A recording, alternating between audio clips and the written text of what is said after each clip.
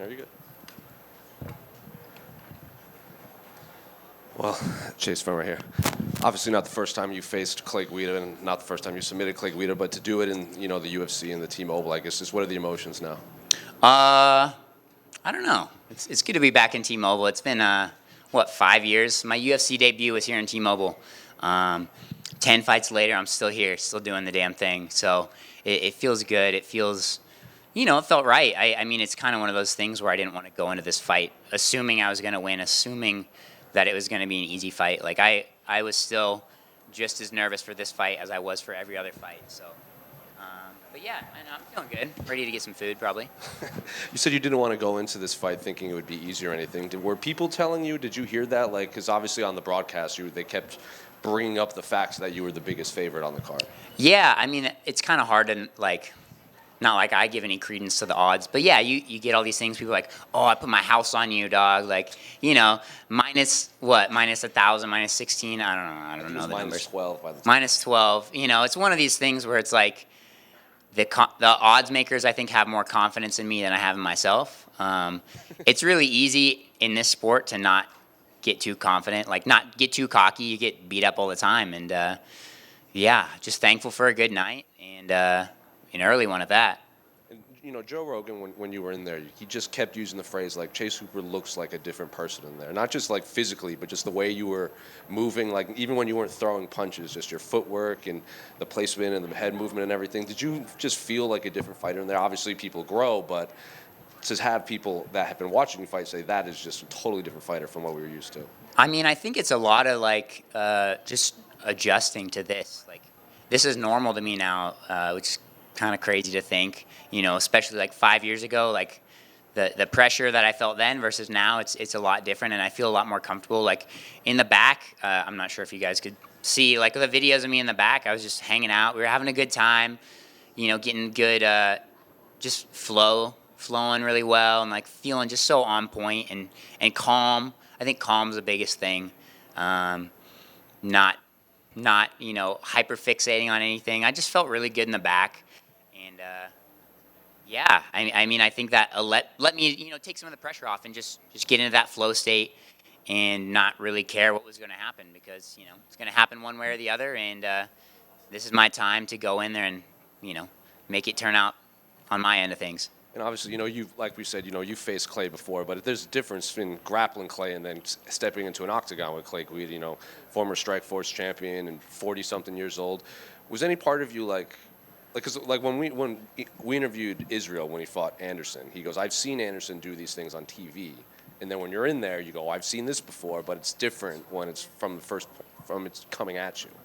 Yeah, honestly, I felt like it was kind of, we had my teammate was doing such a good Clay Guida impression. Like he was getting the whole thing going and throwing a lot of looping shots. And I think that's part of why I look so good in there, is just having the reps in with that very specific style, which, I think for guys that aren't able to replicate it, like that's where he's, messing with people on the feet. He's just so awkward. And like, I felt even, in the fight, he felt a little more awkward than I was even expecting. But no, I felt like I didn't really want to go in there giving him the respect of being the Hall of Famer, the respect of being a, 36-fight UFC veteran. Just treat it like any other fight.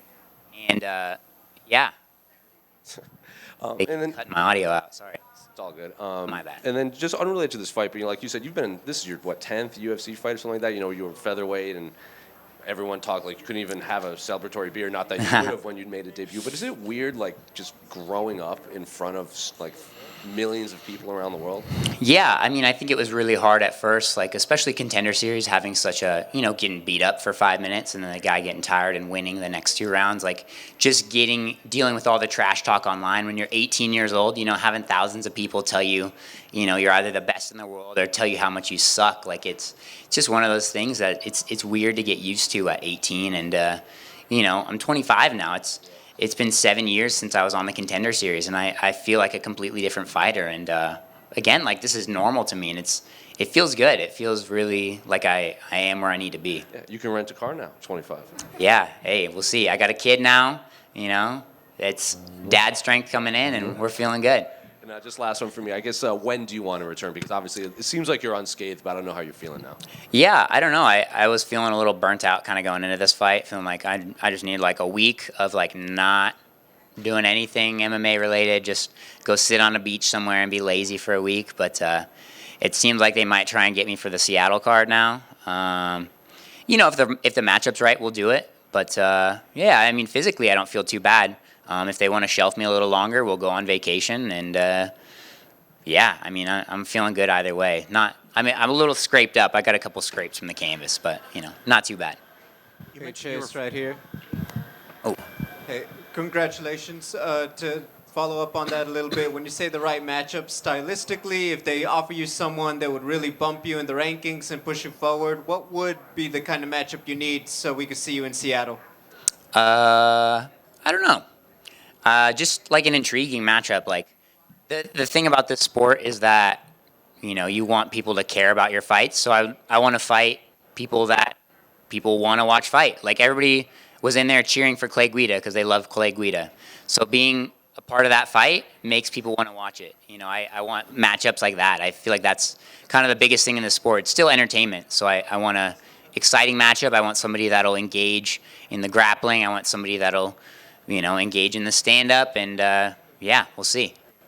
And then to touch on it, just your development in the UFC over the years, that is a very young age to get started with, and obviously you have a lot of skills that can develop. Just in the gym, what are you the most proud of that you've been able to really just improve and master in your own game? Honestly, I think it's just been cultivating like a good team. I have a really good team of guys around me right now, and yeah, just really cultivating that. It lets you experiment and like work on things and be comfortable and trust your training partners. Like I feel like a lot of these like really big gyms, people are in there just fighting each other all the time. Like you need to have a group of guys you can trust and you can bounce ideas off of. And yeah, I mean it feels good to have people in my corner that are just as down for me as I am for them. And I think that's honestly been the biggest part, is having a good team focus and just letting that confidence build. I feel like cage fighting is all about confidence. The people that I've seen get beat up right before their fights have performed like they got beat up right before their fights. The people that are in there, doing like touch sparring and they look phenomenal are the ones that are doing phenomenal in their fights too. I feel like that's such a big part of it that people don't give credit to. Congratulations. Thanks. Hello, Chase, Belgian TV. Hi, congrats. What an armbar, what a fight. Chase, I'm here with Robin. We flew in from Belgium just for you. We had the chance to hang out with you. I know you're a bit superstitious. Does it mean we'll have to hang out with you every fight now until the end of your career? Yeah, I guess so. Just let's get some of those flights. I want to go to Belgium, and you guys keep coming back here. But yeah, we'll meet in the middle a couple times. You definitely keep coming out. Do you think our chocolate helped? Oh, for sure. Yeah. My wife ended up eating a lot of it. All right. For me and Robin, you're a legend. You want to ask something? No. Okay. You're a real legend, and congrats. And last question. Does your mother-in-law already know you won the fight? I would assume my wife texted her. Grandma Olivia is watching the baby right now while my wife was here at the fight. I think she's probably already back at the hotel. We're right across the street, so hopefully she knows. Okay, Chase. thanks for that. We're really proud of you. Thank you. Chase, you just became a dad. What's your favorite thing about fatherhood, and how has it changed your life? I think honestly, the first 2 months were hard, just the no sleep. But no, it's fun to have like purpose, I guess. Like a reason why I'm doing this besides just for money or for myself. So I'm doing this to support my wife and my child, and yeah, it gives you new motivation. And yeah, I mean, it's a whole another level of caring about something that I didn't know before. Mike's going out. And one more from me. You're a dad who has a lot of jokes. Could you tell us a dad joke? Dang, putting me on the spot right here. Oh no, technical difficulties. We'll come back on that one. Chase, one question, please. Do you always do the armbar with the triangle legs? So that was actually that specific technique. Mikey Musamichi, who UFC recently signed, beat me up in a jiu-jitsu way. He was, just thrashed me all last or a couple weeks ago in New York. I was there for the MSG card and got to train with him. And thankfully, he showed me that little sequence there. It was just crossing the legs like that, little Kimura grip action, and honestly, once I got that Kimura grip and I got the leg over his head, it's done. Clay doesn't want his arm broken. I know he's gonna tap. It's in. Thank you. Chase right here. So before you got the back take, you had this weird like back control position, and you had his arm, and then you kind of went over to the back. Did Mikey Musumeci show you that one too, or is that something that you've just practiced on your own? No, I think a lot of it's just like weird. Like I've been doing jiu-jitsu for long. Like my thing is I'm good at jiu-jitsu. Mikey's world class at jiu-jitsu. No, I think he would have even better positions than what I did in there. No, it's just a position that felt right at the time. Clay's kind of a weird, scrambly dude, and I was just like, how am I going to kind of drape myself and get my weight kind of on top of him in a weird way so he can't just explode up, which he did one or two of the time. And, I was just trying to keep engaging in the grappling, and that was my way to do it. Sounds good. Thank you. Hey, Chase, right here. Hey, Chase, right in front of you. At what point do you think you'll be ready for a top 15 opponent? And are you happy to take things slow, kind of climbing that ladder, or are you in a rush? Do you feel like you're in a rush?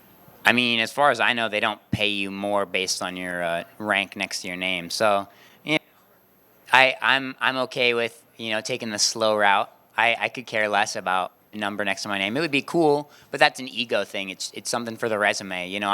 I'm here to win fights. I'm here to provide for my family. I'm here to, I owe it to myself to see how far I can go. But no, I don't want to rush into things. I mean, obviously, I've had 10 fights in UFC, 4-0 at lightweight here. So I think maybe move into the outer side of the rankings. Some more veteran guys. Who knows?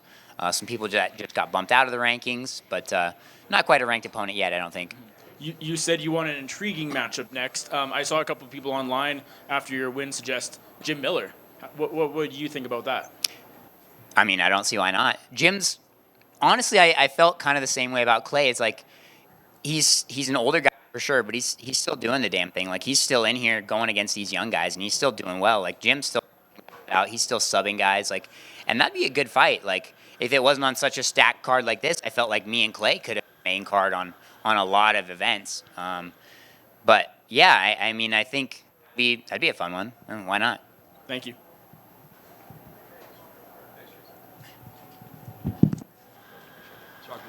No, that's all right.